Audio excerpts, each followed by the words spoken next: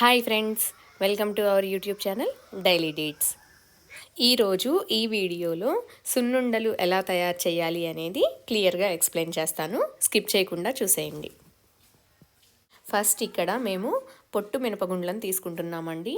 Stove వెలిగించి కడాయి పెట్టుకొని ఈ పొట్టు మినపగుండ్ల మొత్తాన్ని కడాయిలో వేసేసి దోరగా ఫ్రై చేసుకోవాలి. మినపగుండ్లను వేయించుకునేటప్పుడు మనం లో ఫ్లేమ్లో స్టవ్ అడ్జస్ట్ చేసుకొని వేయించుకోవాలండి. హై ఫ్లేమ్లో పెట్టకూడదు. లో ఫ్లేమ్లోనే వేయించుకుంటూ ఒక 10 to 15 మినిట్స్ వరకు కలదిప్పుకుంటూ లో ఫ్లేమ్లో అడుగు మాడిపోకుండా వేయించుకోవాలి. మినపగుండ్లు వేగాయా లేదా అనేది ఈ వీడియోలో నేను చూపిస్తున్నాను చూడండి. ఇక్కడ స్టవ్ మీద మనం పెట్టిన మినపగుండ్లు అనేవి లైట్గా షేడ్ మారినట్టు అనిపిస్తుంది. లైట్ బ్రౌన్ కలర్కి వచ్చినట్టు అనిపిస్తుంది కదా. ఆ కలర్లోకి వచ్చినప్పుడు మనం స్టవ్ ఆఫ్ చేసుకొని వాటన్నిటిని వేరే బౌల్లోకి ట్రాన్స్ఫర్ చేసుకోవాలి. ఇలా మనం ఎంత క్వాంటిటీ అయితే చేస్తామో అంత క్వాంటిటీని ఎవ్రీ టైం ఇలా వేయించుకొని మొత్తాన్ని ఒక బౌల్లోకి ట్రాన్స్ఫర్ చేసుకోవాలి. ఇలా వేయించుకున్న మినపగుండ్లు అన్నింటినీ వేరే బౌల్లోకి ట్రాన్స్ఫర్ చేసుకుంటున్నామండి. ఎందుకంటే ఇక్కడ మేము వీటన్నిటిని మిక్సీ వేయట్లేదు, మరపట్టించడానికి అని చెప్పి తీసుకెళ్ళడానికి దీనిలోకి ట్రాన్స్ఫర్ చేసుకుంటున్నాము. మరపట్టించిన తర్వాత పిండి అనేది ఈ విధంగా ఉంటుంది. కొంచెం బరకగా పిండిని మరవేయించుకోవాలండి. మరీ మెత్తగా వేయించుకోకూడదు. పిండి మరీ మెత్తగా వేయించుకోకూడదండి. మెత్తగా వేయించుకుంటే లడ్డూ తినేటప్పుడు నోటికి కరుచుకొని పోతుంది. బెల్లంని తీసుకొని దాన్ని ఈ విధంగా తురిమిపెట్టుకోవాలండి. ఇప్పుడు మనం ఈ మరపట్టించిన పిండిని కొంచెం తీసుకొని దానిలో కొంచెం బెల్లం యాడ్ చేసి రెండింటిని మిక్సీ జార్లో వేసుకొని మిక్సీ పట్టుకోవాలండి. అయితే ఎంత పిండికి ఎంత బెల్లం అనేది ఎలా తెలుస్తుంది?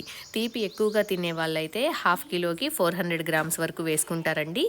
మేమైతే ఇక్కడ 1 కిలోకి 700 గ్రామ్స్ బెల్లాన్ని యాడ్ చేస్తున్నాము. ఇలా పిండిలో బెల్లాన్ని యాడ్ చేసి మిక్సీ పట్టుకోవాలండి. బరకగా మిక్సీ పట్టుకుంటేనే మంచిది, మరీ మెత్తగా మిక్సీ పట్టకూడదు. ఈ స్టేజ్లో మనం పిండి టేస్ట్ చూసుకొని బెల్లం సరిపోయిందో లేదో చెక్ చేసుకోవచ్చండి. ఇలా మిక్సీ పట్టిన మొత్తం పిండిలో ఇలాచీ పౌడర్ కొంచెం యాడ్ చేస్తున్నాను. ఇలాచీ పౌడర్ అనేది మిస్ చేయకండి, చాలా బాగుంటుంది. టేస్ట్ అనేది చాలా డిఫరెన్స్ వస్తుంది. ఇలా పిండి మొత్తం కలిపిన తర్వాత నెయ్యిని తీసుకోవాలండి. నెయ్యి అనేది కొంచెం లైట్గా వేడి చేసుకొని తీసుకోవాలి. నెయ్యిని తీసుకున్న తర్వాత మనం పిండిలో ఇలా మధ్యలో రౌండ్గా చేసుకొని ఆ రౌండ్లో నెయ్యిని యాడ్ చేస్తున్నామండి.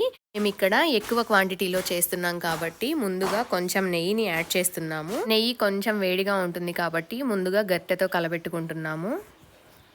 ఈ నెయ్యి మొత్తం పిండిలో బాగా కలిసే విధంగా కలబెట్టుకోవాలి.